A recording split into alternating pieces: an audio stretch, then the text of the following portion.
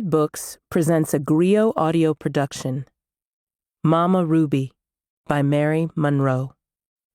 This unabridged recording is narrated by Kevin R. Free.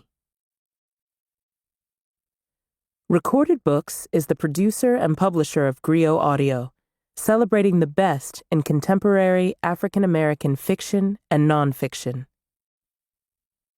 And now, Mama Ruby. Chapter 1. Shreveport, Louisiana, 1934. Nobody ever had to tell Ruby Jean Upshaw that she was special, but she heard it from every member of her family, her father's congregation, her classmates, and even the people in her neighborhood almost every day. She was the seventh daughter of a seventh daughter. To some black folks, that was a very high position on the food chain. It meant that she had mystical abilities usually associated with biblical icons. But as a child, Ruby didn't care one way or the other about being special like that.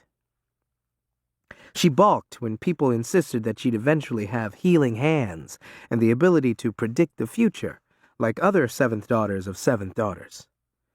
Ruby didn't care about healing anybody. That was God's job and those snake oil salesmen who rolled through town from time to time. And she certainly didn't want to be telling anybody what the future held for them, because if it was something bad, they didn't need to know, and she didn't want to know.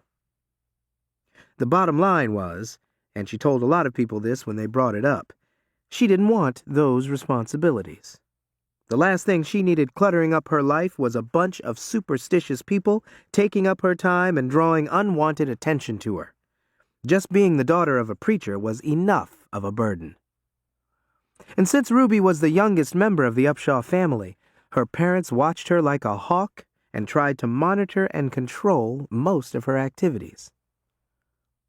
"Why do I have to go to church every Sunday?" she asked her mother one Sunday morning when she was just 8. "I want to have some fun." "You go to church because you are supposed to, gal. How would it look to the rest of your papa's congregation if his own daughter don't come to church?" Ida Mae replied, giving Ruby a stern look. "Don't you want to be saved?" "Saved from what, Mama?"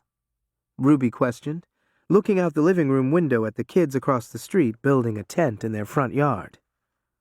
"Saved from the world, worldly ways. This planet is full of all kinds of pitfalls out there waiting on a girl like you.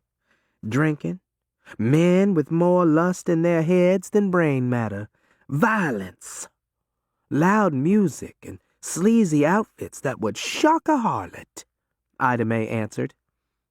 Ruby already knew all of that. From what she'd been able to determine, it was a lot more fun to be worldly than it was to be the way her parents wanted her to be. "I want to have some fun like the rest of the kids," she said with a pout, knowing that she faced a no-win situation. Her parents' minds were as nimble as concrete. Once they laid down the rules for Ruby, there were no exceptions. "You can still have fun and keep yourself virtuous," her father insisted. "Me and Mother ain't making you do nothing we didn't make your sisters do, and look how well they all turned out." Ruby pressed her lips together to keep from laughing.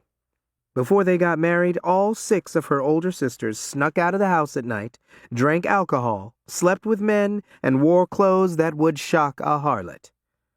That was the life that Ruby thought she wanted, and she had already started on the journey that would lead her to a life of fun and frivolity.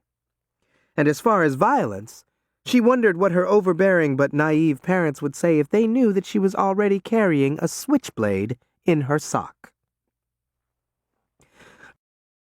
Ruby made good grades in school, and she had a lot of friends, but it was hard for her to maintain both.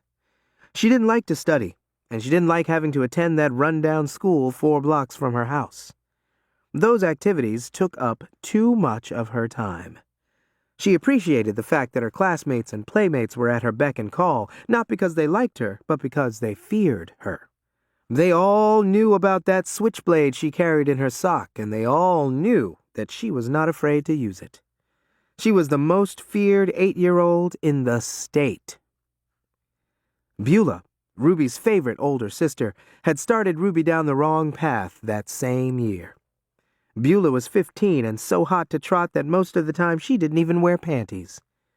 Like her mother, as To keep listening to this audiobook, I've left you a link in the description so you can do it, at no cost thanks to Audible's 30-day free trial.